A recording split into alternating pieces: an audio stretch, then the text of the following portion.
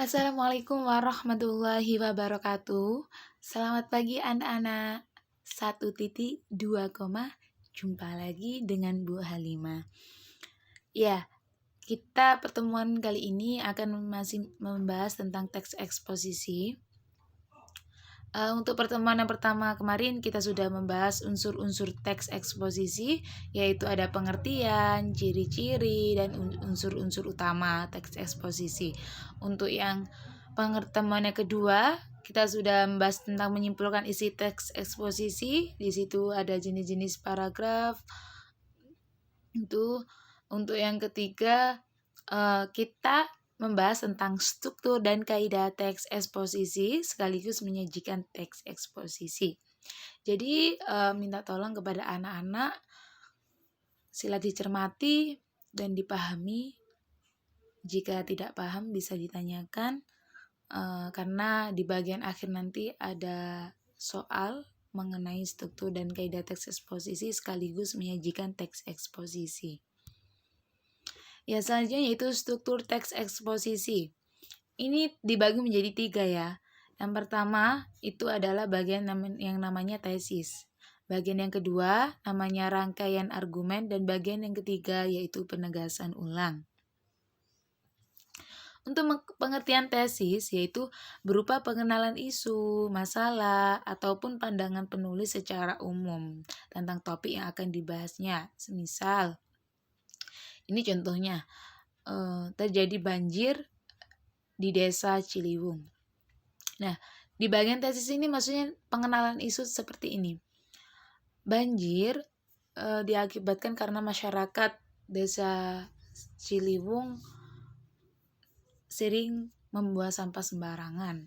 Akibatnya sungai Ciliwung meluap, begitu dan lain-lain. Jadi kayak masalah-masalah dulu gitu, pengenalan dulu. Oh, masalahnya itu disebabkan karena apa, dan lain sebagainya. Nah, di bagian kedua ini rangkaian argumen, yaitu berupa sejumlah pendapat atau argumen penulis sebagai penjelas atau atas tesis yang dikemukakan sebelumnya. Pada bagian ini dikemukakan pula sejumlah fakta yang memperkuat argumen-argumen penulis. Jadi sebelum-sebelumnya itu kan banyak sekali para pendapat begitu ya. Dan di bagian ini pasti ada fakta. Karena apa? Untuk mendukung atau sekaligus memperkuat argumen-argumen penulis. Begitu. Biar tidak dikatakan bahwa ini maksudnya beda dengan teks-teks lain. Kalau teks eksposisi ini ada argumen, ada fakta, begitu ya. Untuk yang bagian ketiga ini penegasan ulang. Sebagai perumusan kembali secara ringkas, bagian ini sering pula disebut penutup atau simpulan. Ya, biasanya ada kata jadi atau maksudnya setelah kalimat-kalimat terus ada simpulan jadi dan lain sebagainya, seperti itu. Untuk selanjutnya yaitu kaidah kebahasaan teks eksposisi. Nah, ini ada 5 ya teman-teman. Untuk yang pertama, menggunakan kata-kata teknis. Nah, berkenaan dengan topik yang dibahas. Contoh, jika terdapat kata jika, sebab, karena, demikian itu, akibatnya, oleh karena itu, sebelum itu, kemudian, pada akhirnya, berbeda dengan yang lain sebagainya. Itu. Untuk yang kedua itu menggunakan kata hubungan argumentasi ya, yang dimaksud jika sebab itu. Untuk yang ketiga yaitu menggunakan kata kerja mental. Jadi maksudnya contohnya itu diharapkan, memprihatinkan, memperkirakan, mengagumkan, menduga, berpendapat atau berasumsi, serta menyimpulkan. Untuk yang keempat, menggunakan kata-kata rujukan. Nah, rujukannya seperti apa? Misal data atau merujuk pada pendapat para ahli ini tuh gitu. Untuk yang terakhir, menggunakan kata-kata persuasi. Kata-kata persuasi ini maksudnya kata ajakan. Hendaklah, sebaiknya, diharapkan, perlu. Seharusnya sebaiknya kalian itu membuang sampah pada tempatnya gitu.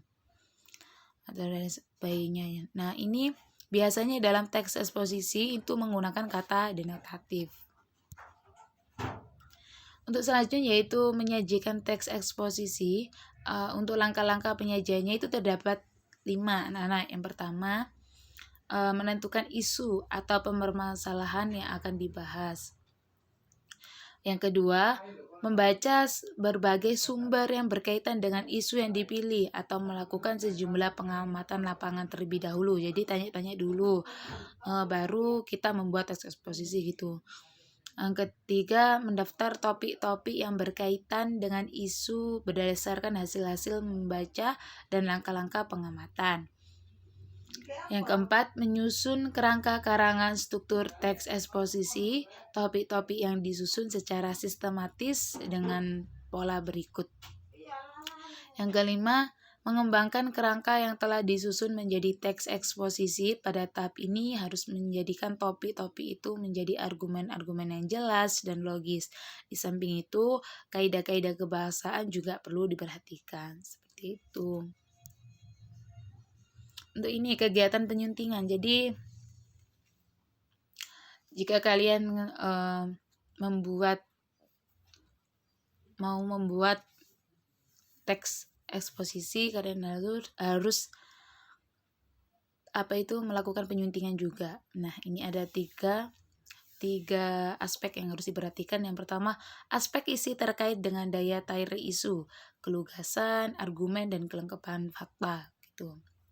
Jadi cari yang